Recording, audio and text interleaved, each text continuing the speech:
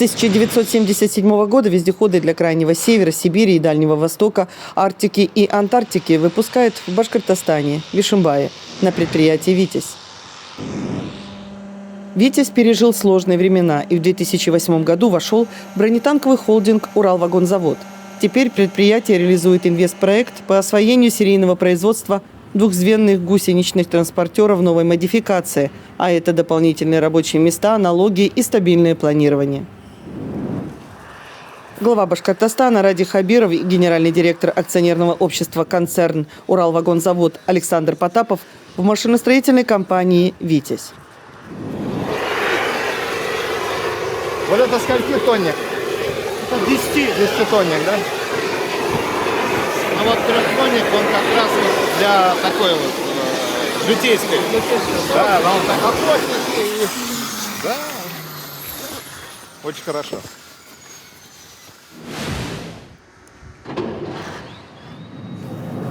Скольки сильный? А? Скольки сильный? Здесь 710. Шатудовский двигатель. В-46. Ну, он с военной приемкой. Ярославский он гражданский, а этот с военной приемкой идет, это Челябинский. Поэтому он помощнее и понадежнее должен быть.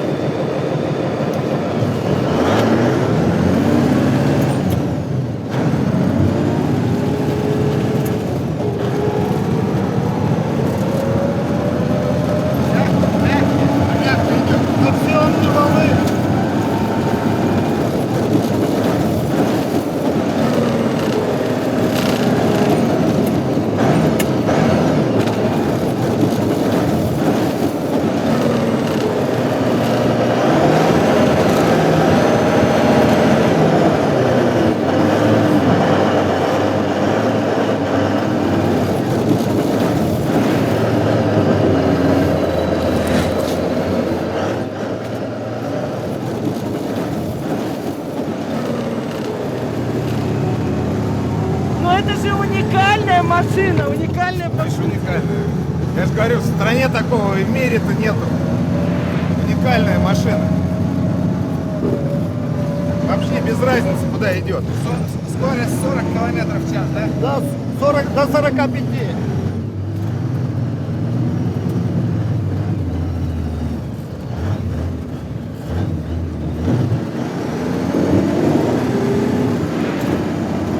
Действительно мягкая, да? Прям вот это она вообще. А это вообще безопасно? Безопасно. Абсолютно безопасно. Как поется, нет преград ни в море, ни на суше. Да. Это вот про Витязь.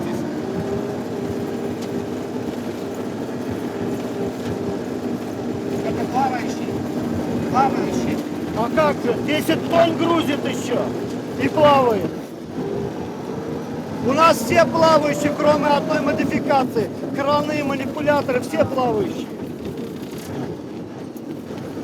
Скажите, пожалуйста, ну ведь все-таки у нас Башкортостан впереди планеты всей. Я могу сказать точно совершенно, что впереди планеты всей. Это точно совершенно.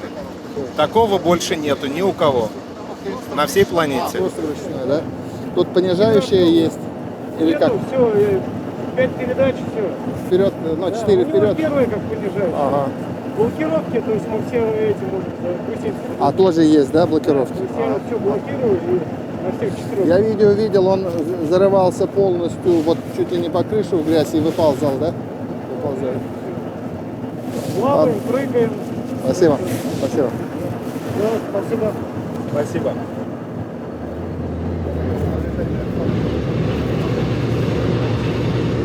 Ради Фаридович, Башкортостан опять отличился такой машиной. Да, очень серьезная машина. Да. Очень серьезная.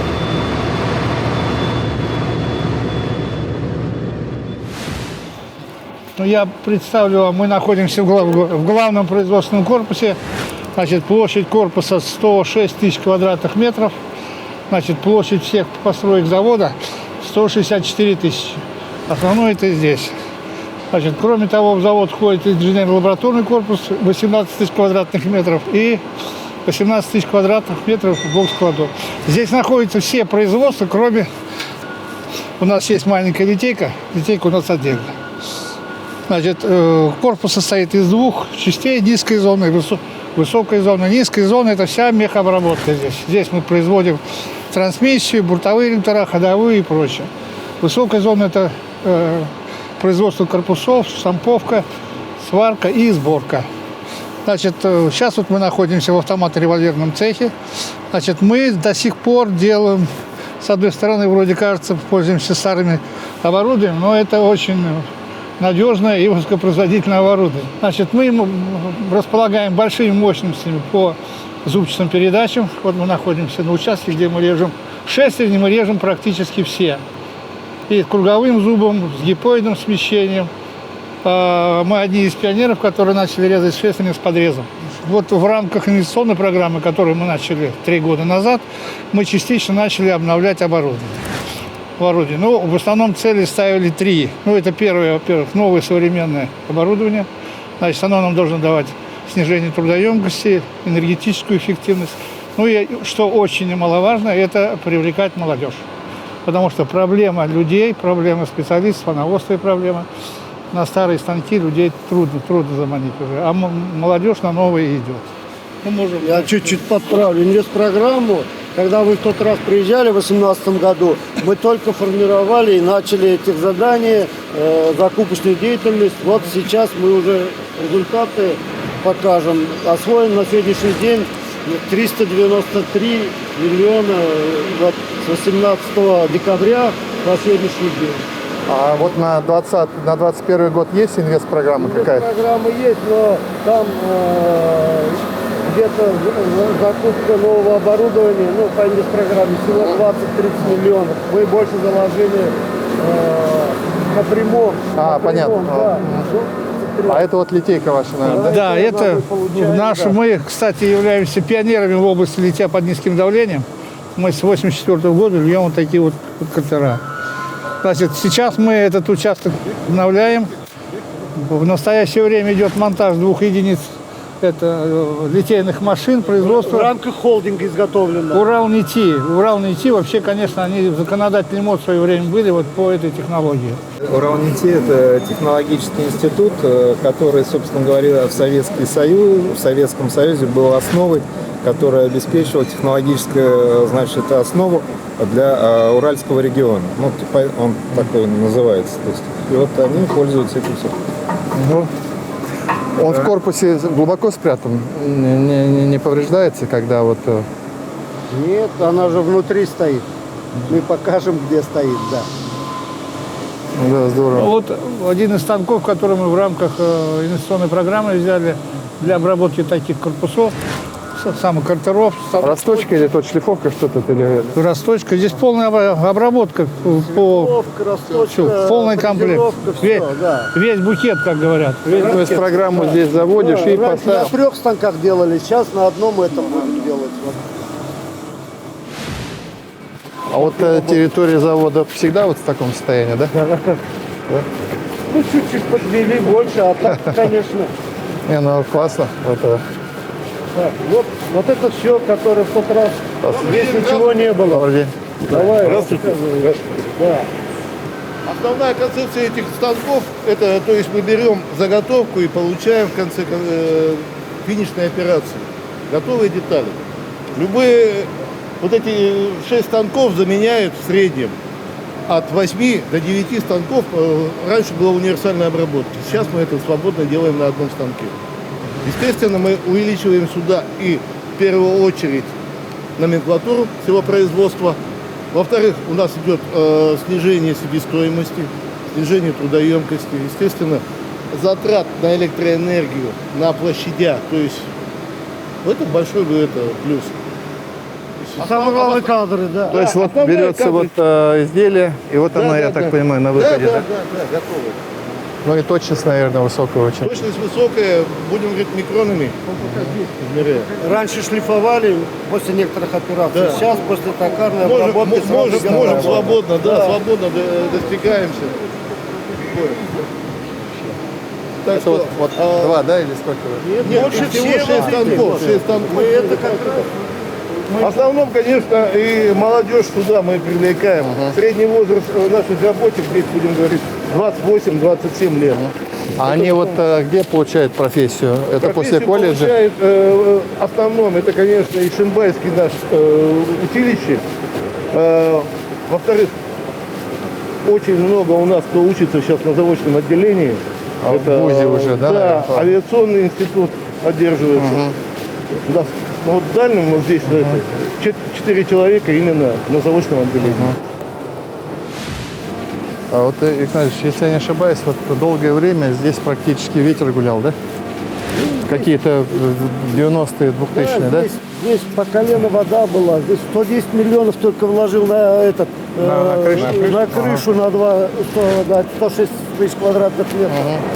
Ну вот тихой сапы, Да, да, да. и Я же- молодец, молодец. Я, Александр, вот я говорю, вот я у него еще спрашиваю, я говорю, у вас всегда так вот чисто? И он говорит, да. Да, не, Да, да, я-то, это например, культура вот просто, такая, да, труда. Это тоже. Это вот, Сергей Николаевич, Лазер, мощность 4 киловатта. Мы на нем режем до 20 миллиметров.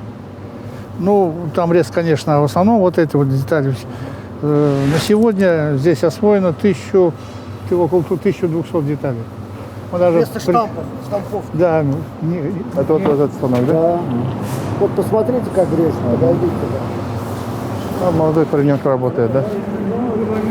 Это мы вот, я первую задачу ставлю, потому что на старые станки не придет молодежь. Именно молодежь привлекать на новые станки. А вот он, ага. Да. Кадровый вопрос. Это лазерный, да? Это, если будем осваивать новую продукцию, это чем штампы изготавливать, каким-то образом там вручную делать. Вот, Сейчас, программу кстати, вот написали. подобные станки, их много появляться начали. Все начали брать. Приветствую. Доброго здоровья. А что заканчивали? Где научились? Вот, колледж или после вуза? Я закончил колледж, но сейчас учусь на высшее образование. А где учитесь? Филиал МГУ в Здесь? Мелюзе. Да, в Мелиузе учитесь, да? А колледж в Ишимбае заканчивали или где? Да, А высшее. какой? 21 или какой? 76-й он был. 76-й. Это вот где 11 школа, да, по-моему? Да. Ладно, хорошо. Удачи. Спасибо. 10 человек обучаем за счет своих собственных средств в институте. И где-то 52 человека по направлению.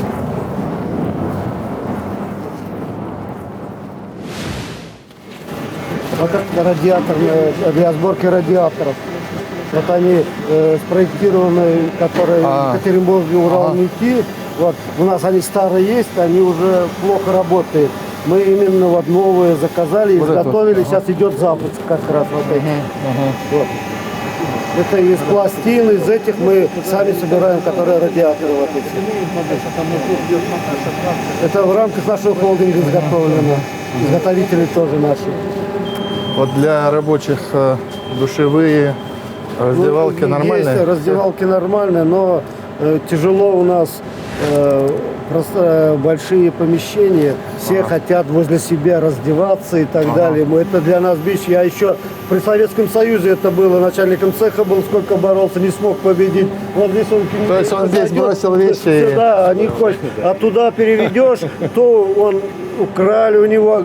Есть или нет этот вопрос. Но в основном сейчас переодеваются бытовка. А столовая работает, да? Столовая работает, но тоже многие с собой у нас могут подогреть и покушать. А так работает столовая. У нас готовые обеды привозят там, заказывают и работают.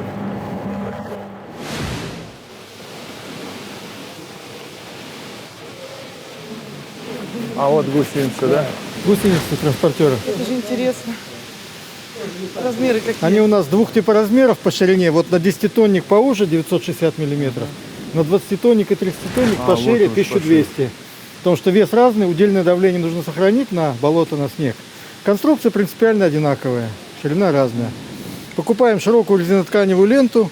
В Екатеринбурге сами режем нужной ширины, сверлим отверстия, а поперечину из многих деталей сами штампуем, свариваем, отпускаем, снимаем напряжение.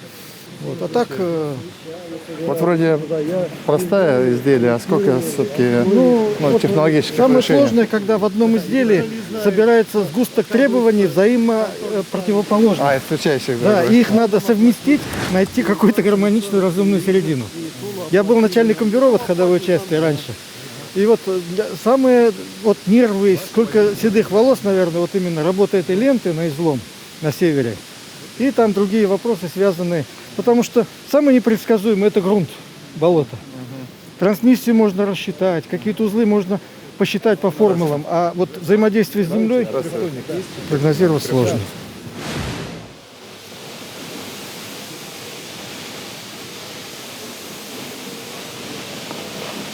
Двухдверный транспортер на начальной стадии сборки. Данная модификация предназначена для размещения кухни арктической. Но учитывая, что рабочая температура эксплуатации минус 50 и предельная минус 60, это является сложным техническим решением. Но, как я уже сказал, понятно, это начальная стадия. Здесь будет размещаться технологический блок и силовой блок на первом звене. Войсковой эксплуатации выглядит следующим образом. Машина плавающая. Здесь размещаются две дизель-электрические станции, 100 киловатт основная и вспомогательная 5 киловатт. Обеспечивает питание подразделения 250 блок человек. питания здесь вот получается? Нет, здесь в силовом здесь, блоке, в силовом да. блоке. А здесь кухонное оборудование всяческое. В общем, подразделение в арктических условиях 250 человек должно быть накормлено. Следующая модификация – это машина гражданская. Это не плавающий вариант двухзвенного транспортера. Изготавливается по заказу Норникеля для Норильска. Он как трейлер работает? Тут платформа для перевозки длинномерных грузов длиной до 13 метров. Отличительной особенностью транспортера от тех, которые для Министерства обороны, это использование двигателя Ярославского и гражданский вариант получается, да? Да, это гражданский вариант. Тут 2 спальных места. А вот сама платформа для перевозки длинномерных Платформы грузов. сами тоже делаете, да? Да, все сами. Следующая модификация тоже для народного хозяйства, тоже для Норникеля. На первом звене располагается кран-манипулятор ишимбайского производства «Энман». Также здесь ярославский дизель, 2 спальных места. Ну, то есть более развитая кабина по заказу народного хозяйства. Мощный инвестпроект в размере 802 миллионов рублей. Мы подставили плечи компании «Витязь». Значит, мы помогали им там субсидировать процентную ставку. Но вот сегодня как раз обсудили, мы готовы более широко помогать и, соответственно, посмотреть гранты Фонда развития промышленности и так далее. Но вот предприятие само так уверенно карабкается. Оно тяжелейшие периоды прошло. И вот я уже второй раз, получается, 2 года назад я здесь первый раз был. Вот видите, он тогда пообещал инвестиции, что будут на 300 миллионов, уже станки стоят. Поэтому так. Ну, техника наша буквально везде, крайний север, там, Сибирь. Да, сейчас особенно в рамках развития стратегии освоения Арктики, я думаю, будущее есть у этой техники. Спасибо.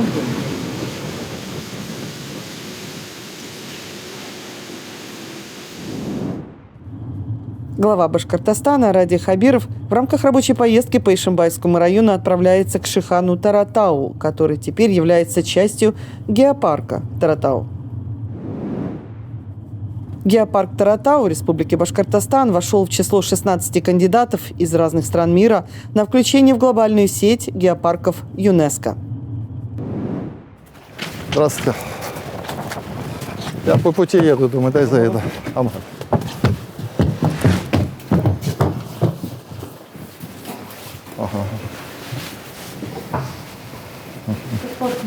Да, это только вот.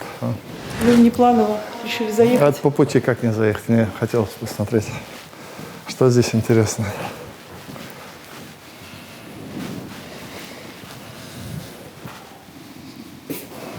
это, я так понимаю, это туалет.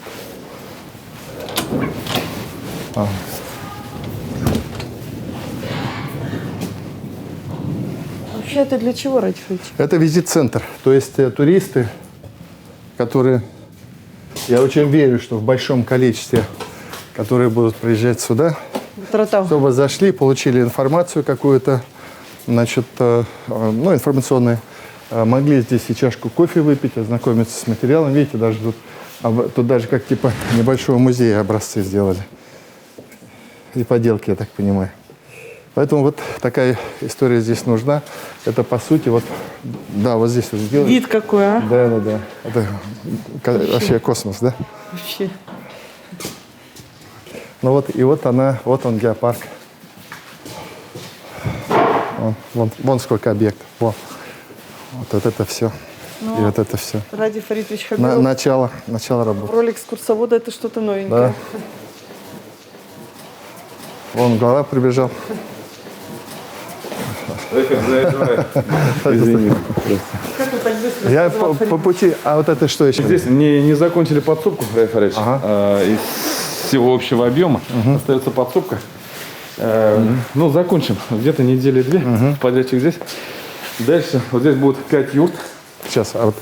А вот, кстати, эти юрты, где они? Их сняли, да, на зиму или как? Нет, пока их не было. 5 юрт, которые мы сейчас будем ставить, это БХП где. 2 музея, 1 лекционный и ресторан, там все как положено. А этот, вот я говорил, какую-то кафешку кто-нибудь все-таки сделает здесь или не хотят? Ну, мы сейчас с местными ведем переговоры. У нас есть один предприниматель, который хочет сюда зайти. И есть желающие Стерлитамака, естественно, прерогатива. Вот Потому что вот здесь вот на въезде, вот я говорю, вот как заезжает, дать ему участок, пусть кафешка какая-то, ну, ближе сюда. Потому что тут люди будут заезжать, покушали, тут же посмотрели и так далее. Так? Да, такие. И вот эти все пункты мы потихонечку будем прорабатывать, да, получается, вот это вот. Это вот граница, я так понимаю. Граница есть всего геопарка. Также, Раиф Фаридович, в этом году дорожки и лестница на гору. Да, лестница на гору с заградительными перилами, чтобы если человек пошел вверх, влево-вправо не ходил, иначе мы гору кончаем, правильно? Да. С перилами, как положено. С перилами, да. Но и это деревянные должны быть, да? Или как? Железо, по-моему. Железо, да? Железо, ну, да. Хорошо, но там особые условия должны быть. Очень много было вопросов относительно лестницы. Будут ли площадки для отдыха? Ведь все махом не могут Вот забраться на гору. это надо подумать. Там пожилой человек, если пойдет, он где-то ему там маленькую там площадочку остановить и скамеечку там поставить. Все есть. Но и за этим, конечно, убирать, потому что обязательно мусор будет. Рафич, еще второй вопрос, позвольте, относительно стоимости. Вот это все прекрасное чудо помещение будет бесплатным для посещения? Конечно. Он работает для туристов. А вот здесь вот рядом будет музей, будут маленькие сувенирные лавочки. А вот здесь уже люди начинают оставлять денежку. А вон там, если или где-то здесь они кафешку построят, они тоже денежку оставляют. Поэтому... А на Таратау тоже бесплатно можно будет пойти? Конечно, однозначно. У нас нет задачи зарабатывать деньги. Деньги будем зарабатывать на сувенирной продукции, на, соответственно, я говорю, как услуги, кафе какие-то. Если кто-то, условно говоря, захочет здесь провести и мини-ипподром сделать со временем, да, я не знаю, там и лошадей катать, это услуга. Потому что, кто-то, городские дети в жизни не садились на лошадь. Хочется. А если вот выпускники захотят рассвет встретить вот здесь? Нет. А свадьбу? Это, пожалуйста, но только в рамках вот организованных таких экскурсий туда. Народ проезжает? Да, конечно. Вот в воскресенье вообще полно. Серьезно? Да. Но летом побольше будет, да? Да, в выходные вообще много народу бывает.